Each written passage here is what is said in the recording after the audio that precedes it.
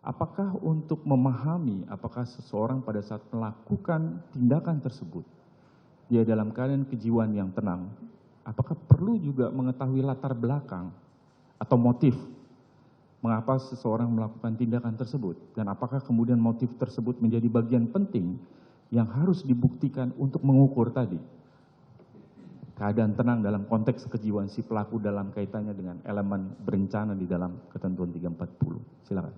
Baik, mohon izin yang mulia. Soal motif yang menjadi latar belakang kenapa orang melakukan tindak pidana, ini sebenarnya adalah sebuah pemahaman yang telah menimbulkan adanya perbedaan pandangan di kalangan ahli. Ada yang mengatakan bahwa soal motif itu tidak perlu diungkapkan dan tidak relevan untuk diungkap, tapi tidak sedikit juga yang menganggap bahwa motif itu adalah sesuatu hal yang perlu dalam kaitannya dengan pembuktian dan dalam kaitannya juga dengan pemidanaan.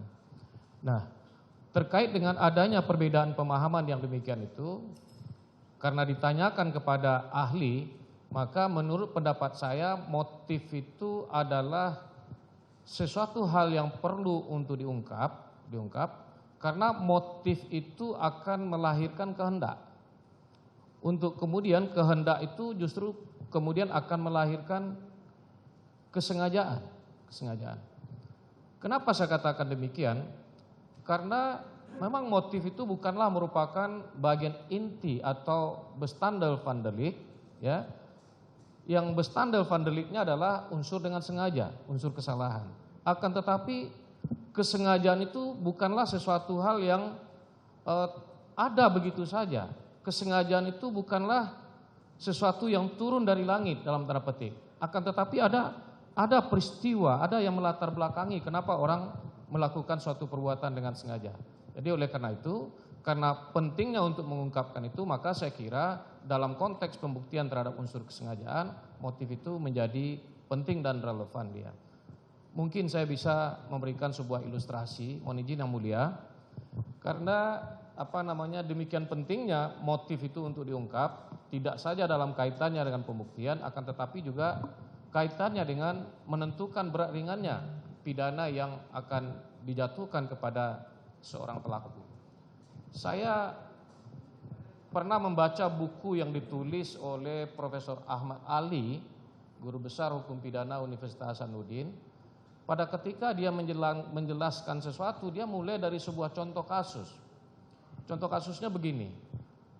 Seseorang, katakanlah si A itu melakukan tindak pidana pencurian ayam di kota A.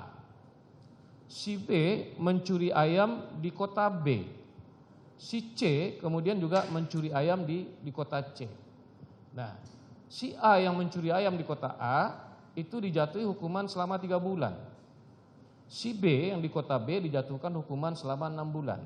Sementara si C di kota C dijatuhi hukuman atau pidana selama 9 bulan.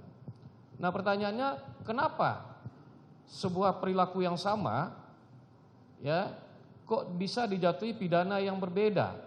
Bahkan terjadi disparity of sentencing atau disparitas pemidanaan yang demikian besar antara satu perbuatan dengan perbuatan lain.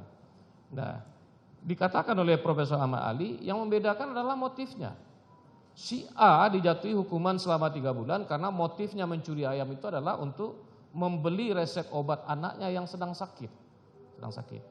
Sedangkan si B yang mencuri ayam di kota B, mencuri ayam itu adalah disebabkan karena dia sudah berjanji dengan calon pacarnya untuk ditraktir atau menonton atau kemana, karena dia tidak punya uang, dicurinya ayam tetangga. Sehingga dengan demikian atas dasar motif itu dia dijatuhi hukuman selama 6 bulan. Tapi si C di kota C, dia mencuri ayam motifnya atau disebabkan karena dia sedang kecanduan, ketagihan narkotika. Nah, jadi dia mencuri ayam karena sedang ketagihan narkotika, maka itulah yang menjadi motif dia untuk mencuri ayam. Nah, dari gambaran atau ilustrasi kasus yang seperti ini, menurut pendapat saya motif itu sangat bermanfaat untuk menentukan berat ringannya pidana yang akan dijatuhkan di samping terkait dengan pembuktian unsur kesengajaan tadi. Demikian. Baik, terima kasih ahli. Tadi motif mempengaruhi berat ringannya, selain juga membuktikan soal sengajaan tadi ya. Saya masih soal motif, Prof. Motif ini mempengaruhi bagaimana kita menilai keadaan kejiwaan, karena 340 tadi bicara soal keadaan tenang, itu merupakan sikap kejiwaan. Betul bahwa 138 KUHP, hakim dengan keyakinannya berdasarkan bukti yang cukup melakukan penilaian, apakah bersalah atau tidak.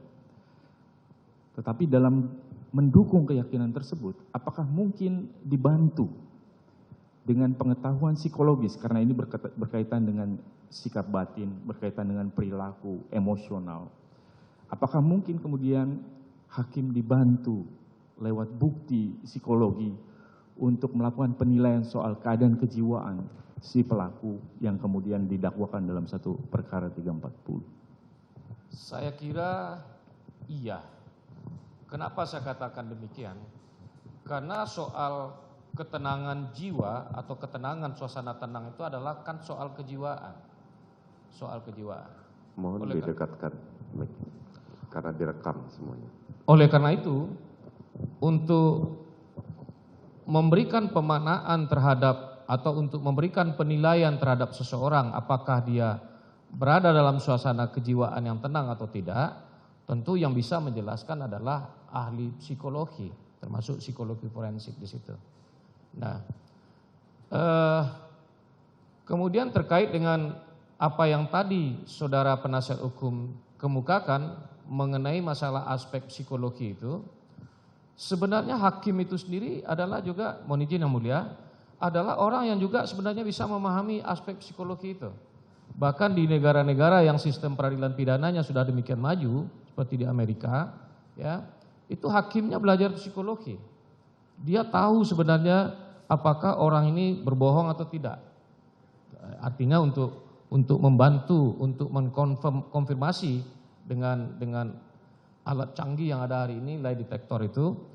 Nah, saya kira hakim juga memahami aspek psikologi itu. Nah, dalam sistem peradilan pidana kita, saya tidak tahu apakah hakim belajar psikologi apa tidak, tapi paling tidak dalam hal-hal yang berkaitan dengan suasana kejiwaan seperti itu, hakim tentu membutuhkan pengetahuan atau keahlian dari psikolog. Baik.